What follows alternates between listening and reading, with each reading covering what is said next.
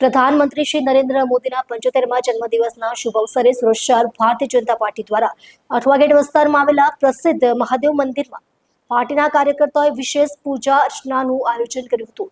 આ ધાર્મિક કાર્યક્રમમાં પ્રધાનમંત્રી મોદીના સુખી નિરોગી અને લાંબા આયુષ્ય માટે પ્રાર્થના કરવામાં આવી।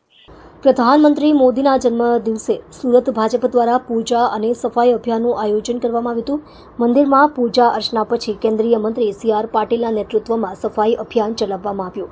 આ અભિયાનમાં ભાજપના પદાધિકારીઓ અને સ્વયંસેવકોએ મંદિર પરિસરમાં અને આસપાસના વિસ્તારની સફાઈ કરી હતી। આ અવસરે કેન્દ્રીય મંત્રી સી.આર. પાટીલે જણાવ્યું હતું કે વડાપ્રધાન મોદીના જન્મદિવસને સેવા સપ્તાહ તરીકે ઉજવવામાં આવી રહ્યો છે। આપણા નેતાના માર્ગદર્શનમાં દેશ નિરંતર પ્રગતિના પથ પર આગળ વધી રહ્યો છે। ઉલ્લેખનીય છે કે પ્રધાનમંત્રી મોદીના જન્મદિવસ નિમિત્તે દેશભરમાં ભાજપ દ્વારા સામાજિક સેવા અને રક્તદાન શિબિર અને પર્યાવરણ સંરક્ષણ જેવા વિવિધ કાર્યક્રમો આયોજિત કરવામાં આવ્યા છે।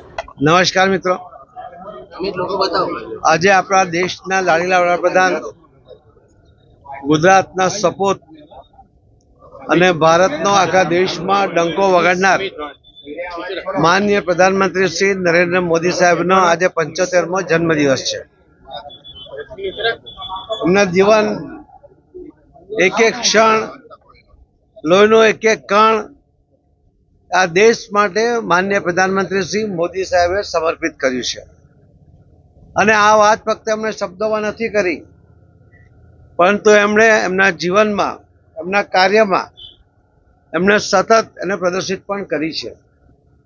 અને એમણે કરેલા નિર્ણયો એના કારણે આખા દુનિયામાં ભારતની શાખ વધી છે। આજે એક ગરીબ ગણાતો ભારત દેશ આજે વિશ્વમાં આર્થિક ક્ષેત્રમાં 3જા નંબર પર આવવાની તૈયારીમાં છે। એમણે જે યુદ્ધ માટેના સાધનો 70% બહારથી લાવવા પડતા હતા, આયાત કરવા પડતા હતા, આજે આપણા દેશ પર બનેલા શસ્ત્રો એ વિદેશમાં નિકાસ કરતા થયા છે। સર્વાંગી વિકાસની વ્યાખ્યા એ માનનીય પ્રધાનમંત્રી શ્રી નરેન્દ્ર મોદી સાહેબે દેશ અને દુનિયાની સામે મૂકી છે। આ દેશમાં પણ મહિલા હોય, યુવા હોય, વૃદ્ધ હોય,